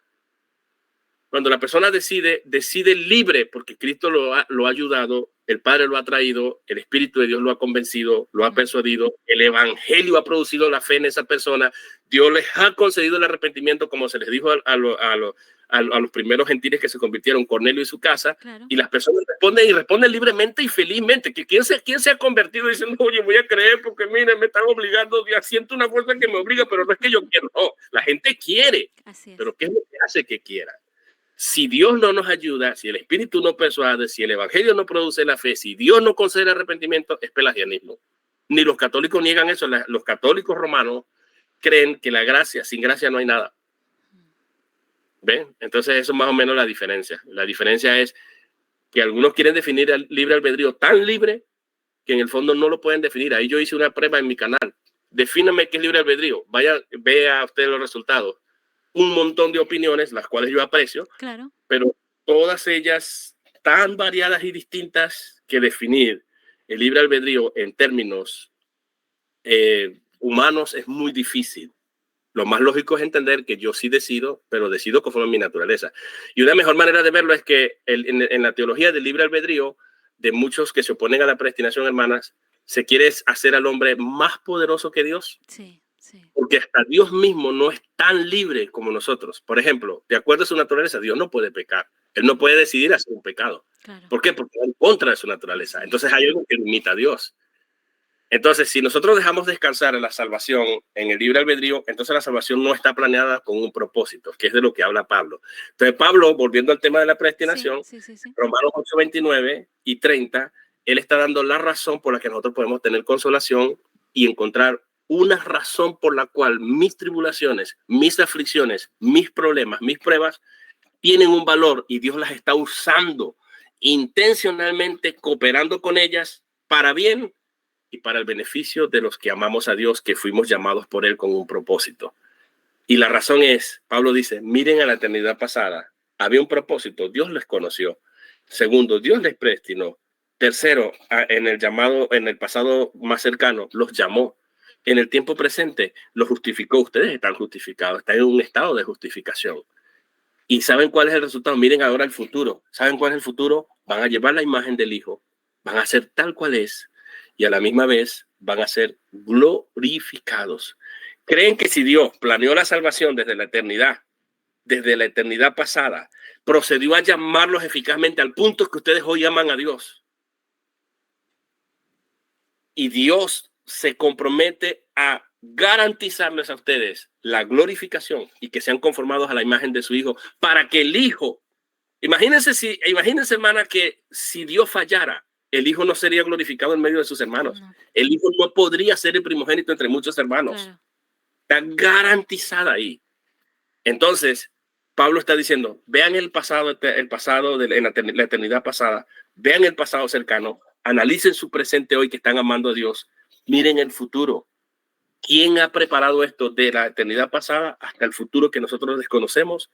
Dios. Dios está en control. Dios nunca pierde el control. No se puede decir, Señor, toma el control, porque el Señor está siempre en control. Claro. Y Dios planeó todo esto que es trascendente, que va a resultar en un pueblo glorificado, teniendo la imagen del Hijo y a un Hijo contento, diciendo, yo y los hijos que Dios me dio, llevándoselos a la gloria. ¿Cómo es que no voy a entender que los problemas son nada, son una leve tribulación en comparación a la gloria venidera? Las vicisitudes de este mundo son nada comparadas a la gloria venidera. Y estas tribulaciones que atravesamos, ¿cuál es el propósito? Acumular un peso mayor de gloria en nosotros. Así es. Y eso es explicado por las acciones que Dios tomó de principio a fin en el que está involucrada la salvación de su pueblo. Y ese es prácticamente el sentido de la predestinación. Hay mucho que decir, pero es bastante...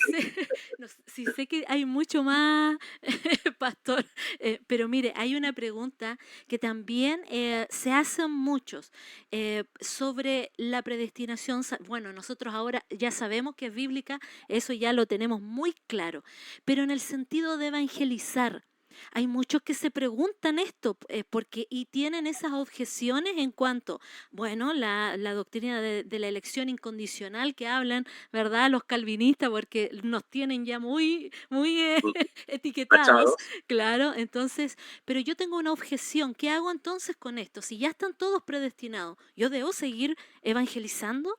¿Qué hago yo con la evangelización si a mí me dice la palabra del Señor, verdad, que la misión que tenemos nosotros es ir al mundo y predicar el evangelio, pregonar el evangelio? Sí, porque primero hay que distinguir entre el llamamiento general, que es universal, versus el llamamiento individual, que hace Dios, el llamamiento interno. Ahora, a lo que se objeta es, bueno, si estamos ya elegidos y estamos predestinados y Dios ya sabe quiénes son los elegidos y quiénes van a creer, ¿para qué vamos a evangelizar? ¿Se va a dar sí o sí? ¿Para qué vamos a evangelizar? Bueno, hay dos maneras de responder a eso. Número uno, o hay varias razones por las que predicamos. Número uno, cuando nosotros predicamos, estamos participando obedientemente con la comisión que Cristo mismo nos dejó. Él dijo, vayan y prediquen el evangelio a toda criatura. ¿Por qué lo dijo? Él dijo que lo hiciéramos. Pero a medida que hagamos ese llamamiento general, a la misma vez Dios llama internamente a los que Él va a salvar producto de la predestinación. Pero Dios lo hace, Dios pide eso. En segundo lugar, nosotros distinguimos entre una voluntad de Dios, que es la voluntad secreta. Las cosas secretas pertenecen a Jehová y las reveladas a sus hijos. Yo no soy guiado ni estoy obligado a obedecer la voluntad decretiva de Dios porque no la conozco. Yo no soy gobernado por la voluntad secreta de Dios que no conozco, pero sí soy gobernado por la voluntad revelada de Dios que sí conozco, porque la base de la responsabilidad es el conocimiento. Yo cómo voy a partir, bueno, yo no voy a hacer esto porque yo no le voy a predicar a María porque yo no sé si ella es elegida o no. Ya va, eso le pertenece a Dios. Como eso le pertenece a Dios, ¿qué me revela Dios a mí que sí me da a mí una responsabilidad? Predícale a toda criatura. Claro. Yo voy y le obedezco. Entonces predicamos, número uno, por responsabilidad, porque Dios nos ha dicho que prediquemos, y en ese acto de obediencia participo con la obra de Dios a la misma vez que Dios obra internamente en los corazones de aquellos en el que vaya a producir la semilla. Y en segundo lugar, predico porque no conozco la voluntad secreta de Dios, y no es la voluntad secreta la que me gobierna a mí, la que me manda a mí obedecer, sino la voluntad revelada. Dios me ha dejado mandamientos, órdenes, la gran comisión para que lo haga. Por eso lo hago. Así que no, más bien es un motivo para predicar mucho más, porque yo no conozco quiénes son los elegidos de Dios, pero sí conozco que Dios dice, vayan y prediquen. Y no es absurdo, podemos hasta documentar esto bíblicamente. Miren, si nosotros acusamos a los calvinistas o a nosotros se nos acusa de que estamos predicando sin sentido porque ya Dios eligió, tendríamos que preguntarnos, cuando Cristo vino a la tierra, vino a su pueblo Israel, y Dios sabía de antemano que su pueblo, muchos de ellos no iban a creer, pero aún así les predicó. Y incluso Cristo decidió usar un código para que ellos oyendo no oyeran, viendo no vieran ni percibieran, y no entendieran, ni se convirtieran, ni fueran perdonados sus pecados. Eso está en Marcos capítulo 4:11, cuando Cristo explica el propósito de las parábolas. La pregunta es, si Cristo sabe que esta gente no va a creer y que con sus palabras lo que va a hacer es que esta gente oiga pero no entienda, ni perciba, vea pero no perciban, y no entiendan, y el propósito es que no entiendan y que no se conviertan ni sean perdonados sus pecados, ¿qué hace Cristo perdiendo el tiempo predicándole a esa gente? Claro. Estaba profetizado. O sea, si a mí me acusan, yo tengo que acusar a Cristo. Entonces algunos dicen, no, porque es que se trata de un asunto judicial. Bueno, la predicación puede ser un asunto judicial también. Dios manda a predicar a todo el mundo es responsable. La base de la responsabilidad es el conocimiento, lo dice Pablo. Claro. Conocieron a Dios y a pesar de eso hicieron esto. Y Dios manda que se predique. Entonces, si nos acusan si dicen, hermano, es un asunto judicial, bueno, también la predicación puede ser una manera de Dios juzgar al mundo. Porque dice Cristo, yo no le juzgo, sino que mi palabra es la que le va a juzgar en el día final. Claro que sí. No, lo que le iba a decir también, a veces hay poca pasión para compartir el evangelio. Yo creo que va más por ahí, para los que no quieren compartir. No, pero es falso. La gente que más ha evangelizado, claro, agradecemos a nuestros hermanos pentecostales y arminianos que también son muy fervientes en la predicación. Pero mire, yo conozco aquí el caso de un estado casi completo que se convirtió. El pastor era un predicador evangelista y se le llama como el evangelizador de la más grande ciudad. Creo que lo puse por ahí en datos calvinistas en mi canal, en la comunidad. Ya. Fue un evangelista increíble. Oh. Charles Spurgeon. ¿Quién ha escuchado hablar de Carlos Spurgeon? Sí, Charles sí, Spurgeon. sí. Charles Spurgeon es el príncipe de los predicadores. Venían 10,000 personas a escucharlo y así tenían que estar asistiendo y atendiendo a gente. Hermana, el calvinismo no desmotiva la evangelización. Yo ahora mismo estoy fundando una obra, fundé una obra en Venezuela, fundamos una obra por acá, estamos ahora fundando una obra en una ciudad, estamos conectándonos en línea, tengo un canal con más de 15,000 personas, estamos predicando el evangelio, nosotros lo hacemos. Yo voy acá a los mercados públicos de acá, lo que llaman free market, las pulgas, donde van 3,000, 5,000 personas, y me voy a tocar mi guitarra y entrego tratado y evangelizo. El calvinista no está desmotivado para evangelizar. En mi país, en Venezuela, yo repartía 800 tratados cada sábado y al final terminaba con un círculo de gente predicando el evangelio. Porque yo sé que Dios usa la predicación con poder para que las personas vengan a Cristo. No, qué tremendo, qué tremendo. Bueno, por eso le digo, hay algunos que están muy desmotivados, entonces por eso no quieren compartir el evangelio, si hay que buscar algo de qué manera refutarlo. Pero la verdad de las cosas que hay mucho pueblo cristiano que ya como que no quiere predicar la palabra del Señor, como que no tiene esa pasión, ¿verdad? Que existía en un tiempo donde veíamos a los hermanos, yo recuerdo a muchos hermanos predicando en la calle, y no tan solo pentecostales, sino que bautistas también. Nosotros somos bautistas igual, somos de la Convención Bautista Nacional de Chile. Y donde también acá nuestro pastor, como vuelvo a reiterar, él es pastor evangelista, entonces a él le fascina todo lo que es salir a la calle y poder estar predicando la palabra del Señor. Pero también hemos visto, por lo menos acá en Chile, que eso ha ido menguando a través del tiempo. Y eso que nosotros acá en Chile tenemos no tenemos problema, pastor, de que alguien nos vaya a decir algo para predicar en la calle, ¿no? Sí, no, hermana, y también hay que distinguir, también hay una respuesta teológica a esto, y es que el Dios que preordenó el fin es la glorificación de sus elegidos, es la elección de sus elegidos, la glorificación. Claro. Él también preordenó el medio de cómo lograrlo.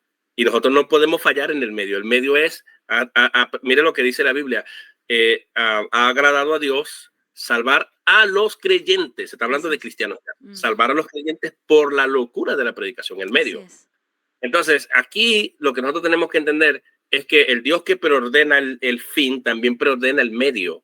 No podemos fallar en el medio porque es el medio que Dios utiliza para la evangelización, para llamar a sus escogidos, a llamar a los creyentes. Ahora, un argumento de esto, mire, cuando Dios no le puede decir al árbol, para que ustedes me entiendan de una manera más clara, trato de ilustrar siempre algo. Dios no le puede decir a un árbol, fructifícate, si no provee el medio para que eso ocurra. Lo pone en un sitio donde hay minerales, donde hay agua, donde se da el proceso de fotosíntesis, donde se da todo un proceso para que sea posible dar fruto, los medios, y lo pone en un medio ambiente en el que sea posible que el árbol dé fruto. Entonces, el fin es dar fruto, pero los medios también son preordenados y preparados por Dios. Claro. La fe, el arrepentimiento, el llamamiento, todo eso es medio de Dios, y la evangelización, la predicación son medios. Dios regenera por medio de la palabra, Santiago 1:18. Y si nosotros fallamos en eso, ¿cómo creerán si no hay quienes prediquen? Claro que sí. Sí, no, esa es una gran verdad. También lo que le quería, bueno, cuando nosotros hablamos directamente de la predestinación, podemos hablar de este hijo de perdición, ¿verdad?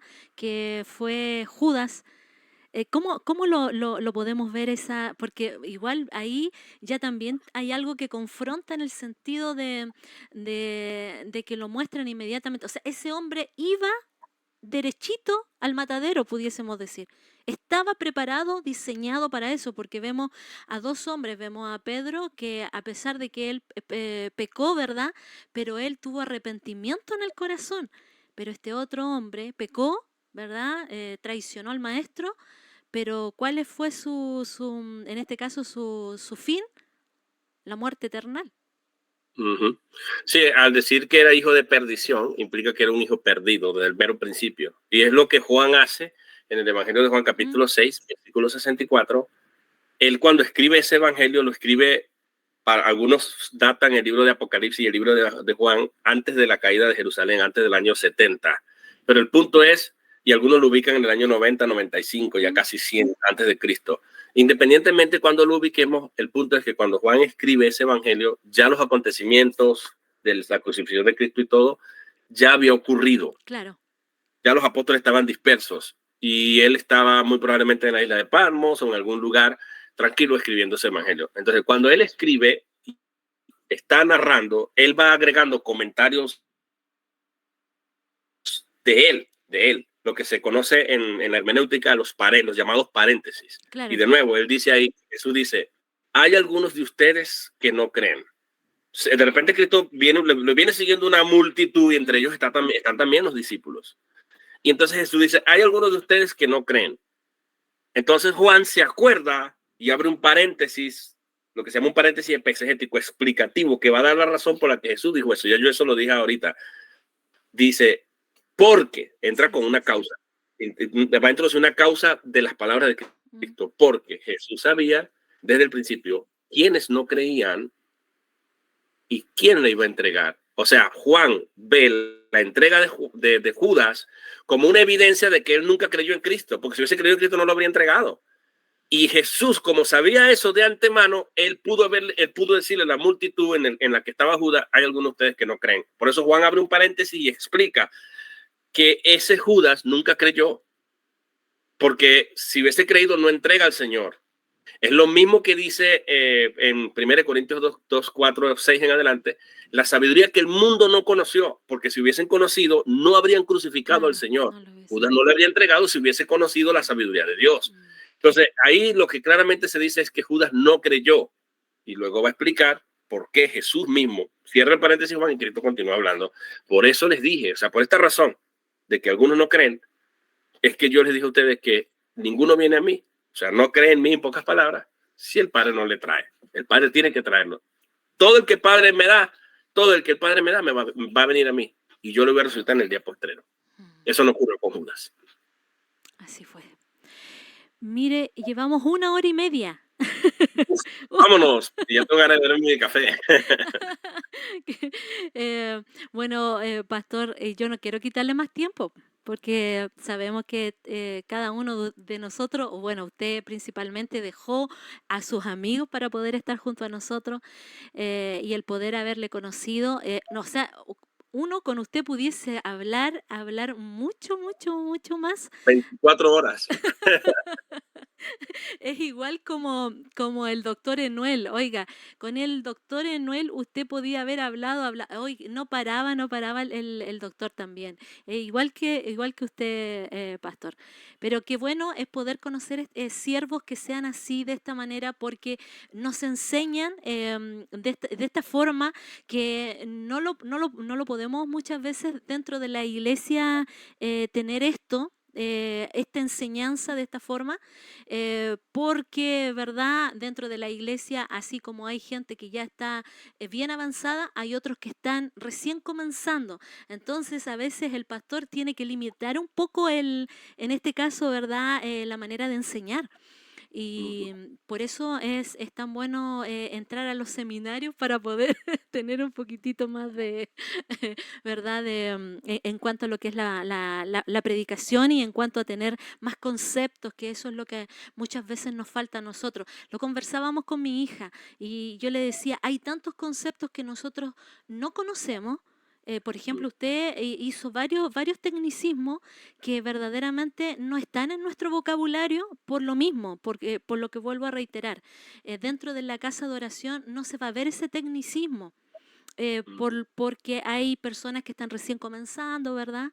Y estos momentos donde podemos hablar con siervos como usted, nos hace aún más poder querer buscar más, ¿verdad? Querer, como decía usted, pues usted ya, ¿verdad? Siguió estudiando, pero después seguir más, ser más busquilla, como se dice, acá en Chile, como ser más busquilla, el querer indagar más para que entonces de esa manera poder alcanzar esos conceptos que, como vuelvo a reiterar, yo he escuchado a muchos de ustedes y me quedo ahí con la duda. Yo digo, ¿qué será eso? Ya, y después a buscarlo para poder saber de qué es lo que están hablando. Entonces es importante también esto y tener estos momentos así, pastor, para poder también hablar de estos temas que también que nos ayudan a nosotros para poder entender más todas estas cosas. Ahora Amén. mismo, por ejemplo, cuando usted habla acerca de la justificación, ¿verdad? De la glorificación, cuando usted habla acerca del llamado, cuando esas cosas generalmente tampoco dentro de la iglesia se habla mucho, o sea, son pinceladas nada más, pero para eso usted tendría que entrar a un curso, ¿verdad? O ya sea un curso o buscar un seminario para poder introducirse más en todas esas cosas.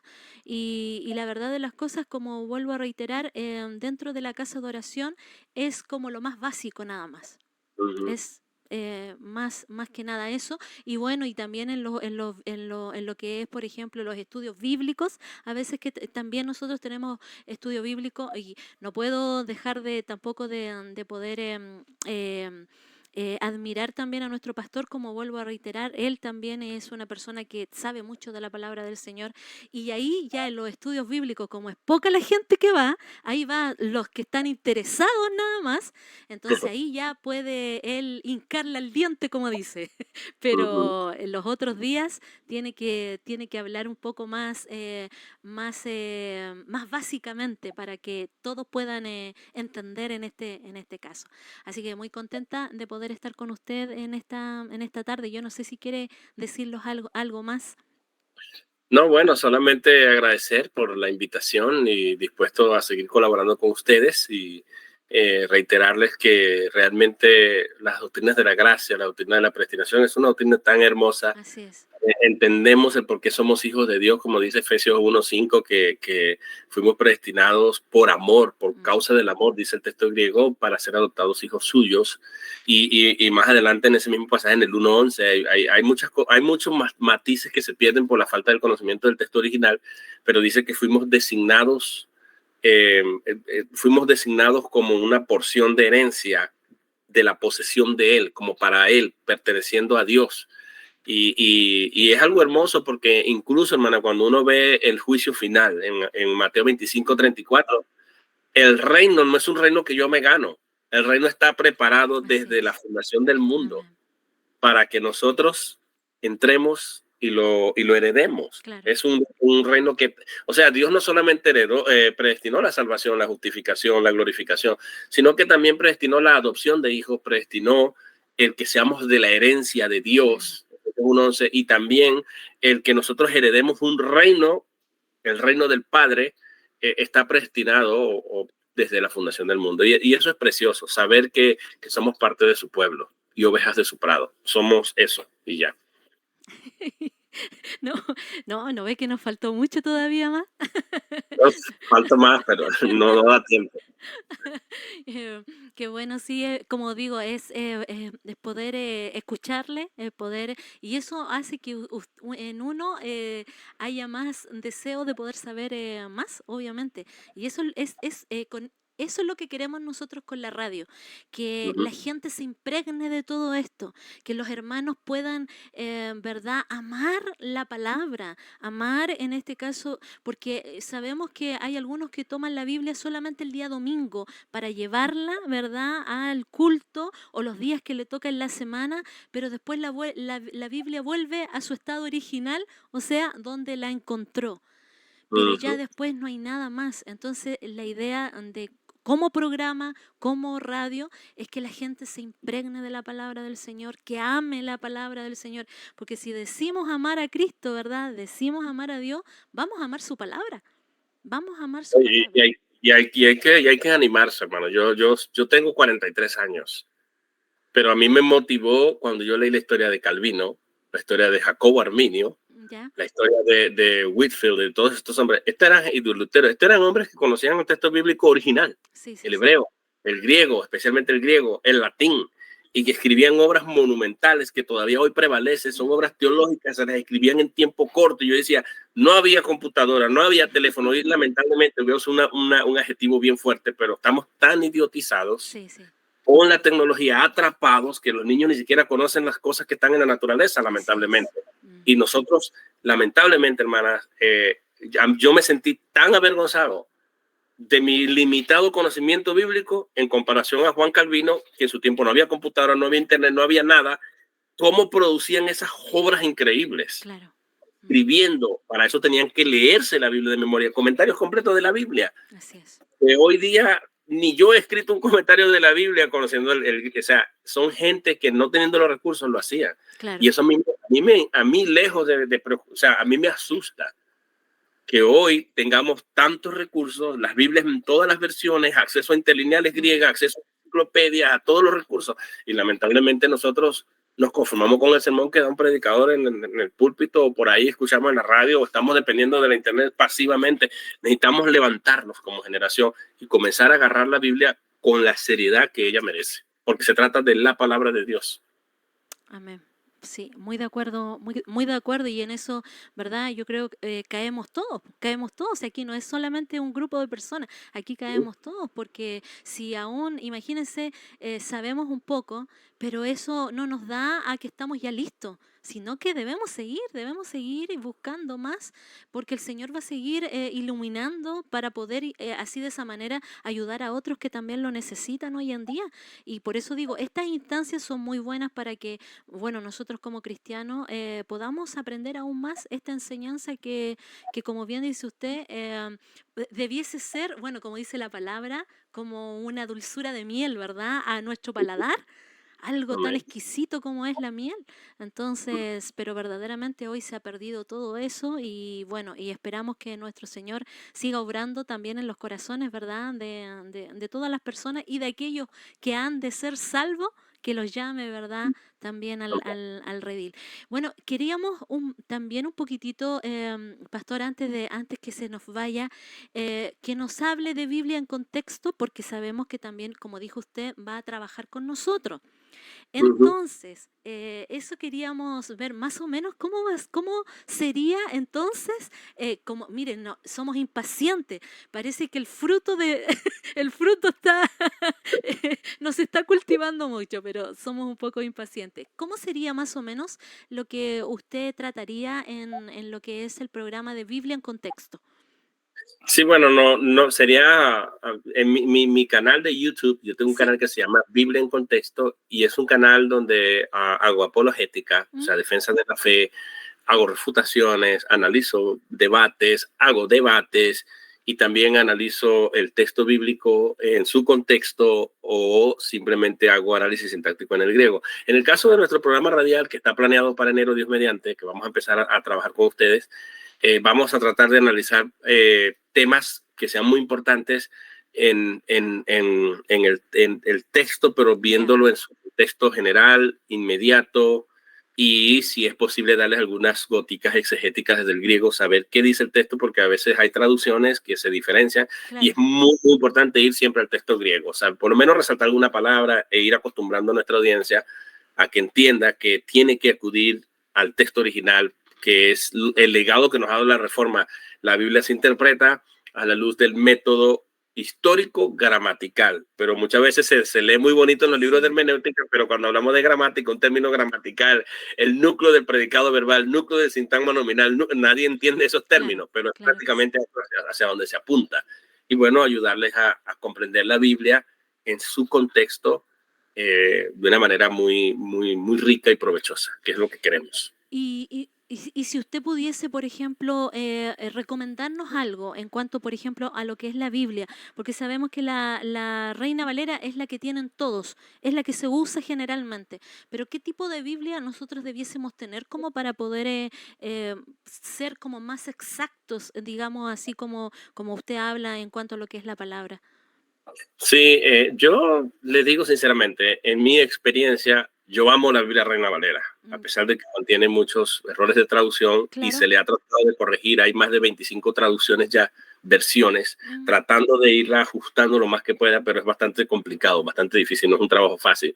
Sin embargo, yo sigo amando la Biblia Reina Valera en 1960 porque fue la Biblia con la que me convertí, no se comprometen las doctrinas esenciales no están comprometidas ahí.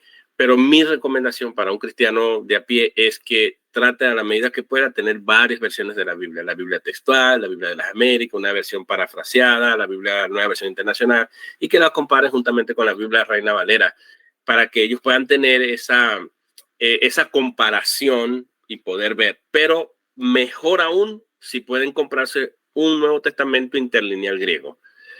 Por ejemplo, recomiendo el de Tames, el de Elsa Tames, es excelente, porque ella pone la traducción al lado de dos versiones de la Biblia y va poniendo en letras azules el texto griego y abajo va poniendo en español el equivalente a cada palabra y el orden en que se debe leer, número 1, número 3, número 2, número 3, número 4, en el orden en que está en el texto griego. Es preciosísimo. Entonces, y así les sirve de consulta, pero también pueden consultar una página web gratis que se llama Logos, la K va asignada, la letra K, logos.com, y ahí pueden entrar a ver la interlineal griega, está en griego y está la traducción en español. Y está la versión Reina Valera para que ellos vayan comparando y sepan, el texto griego dice esto y el texto español dice esto. Pueden ir y ver, por ejemplo, este versículo de Romanos 8:29 que analizamos hoy, 28 al 30, en griego, y es precioso. Pero sí, hay que tener varias Biblias, no hay que conformarse con una. Porque decirle yo, esta es la mejor Biblia, sería una irresponsabilidad de mi parte porque no me he puesto a analizar una por una comparando con el texto griego. Pero, por ejemplo, la Biblia textual es muy buena, especialmente la cuarta edición. La Biblia de las Américas en forma de paráfrasis es excelente, me encanta. Pero hay que ir al texto original, a las interlineales. Lo que es, por ejemplo, la Biblia reformada, ¿cómo? Es de estudio. Es buena, pero es una Biblia de estudio, básicamente, de Sproul. Sí, esa de Sproul, sí. Para estar en contacto con temas patrísticos, con temas de la doctrina de la gracia y todo. Es más con una tendencia más presbiteriana. Ya, muy bien. No, es excelente porque entonces de esa manera también nosotros vamos a saber más o menos qué es lo que poder comprar. Y, ¿verdad? Y como bien dice usted, tener diferentes Biblias. Bueno, yo lo que tengo son muchos PDFs donde tengo las Biblias, el PDF, que también es bueno para el computador y ahí poder ir analizando también es bueno. Así que, bueno, pastor, muchas gracias por haber estado con nosotros. Nosotros nos seguimos entonces conectados, ¿verdad? Por la mensajería, para que ahí veamos todo lo otro que...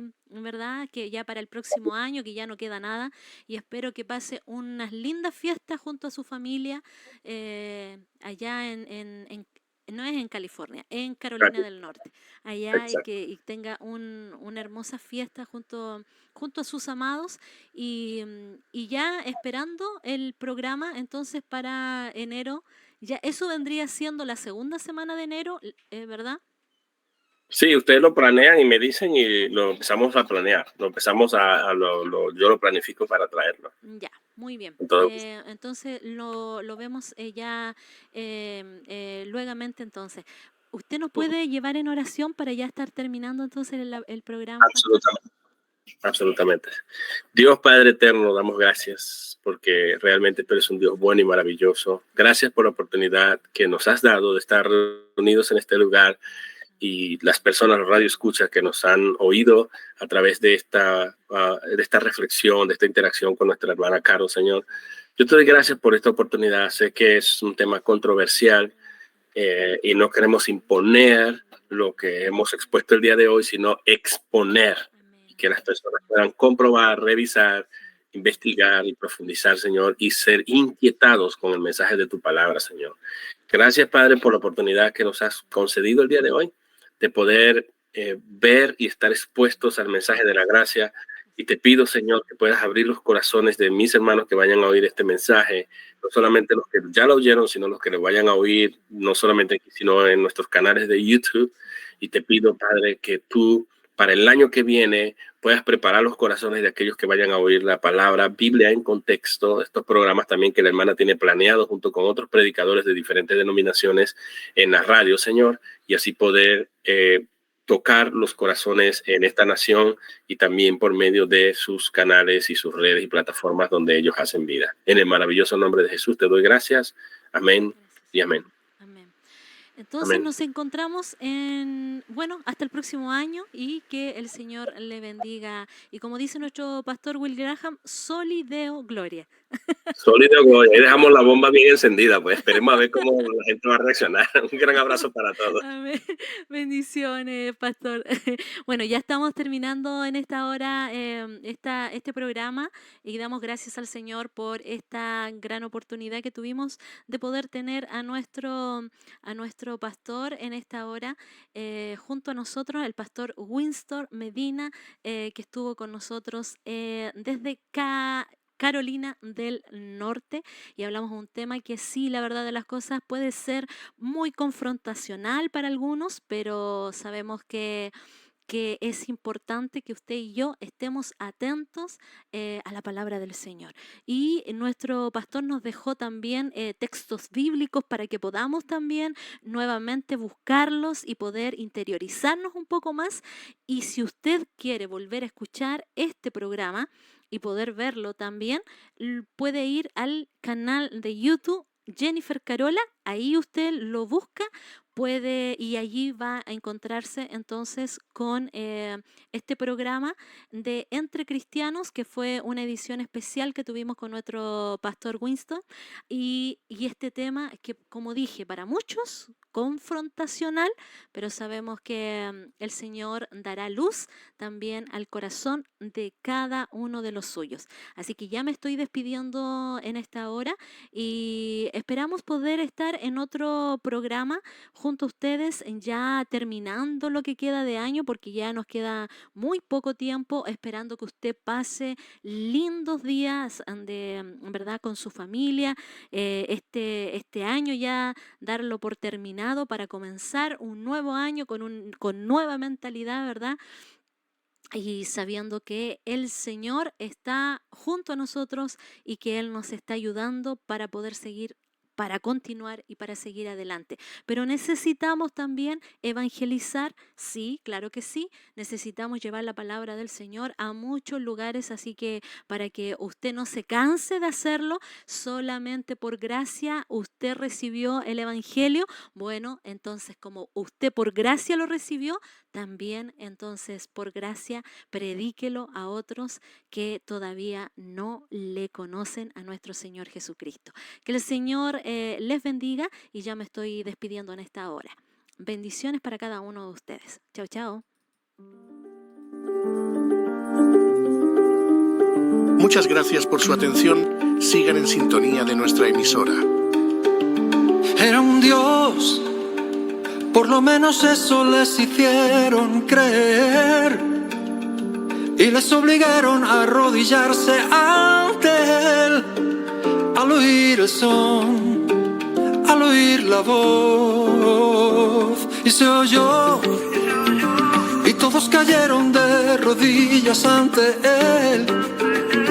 Y a la luz del sol se vio la furia del Rey, porque pudo ver que había tres aún de pie.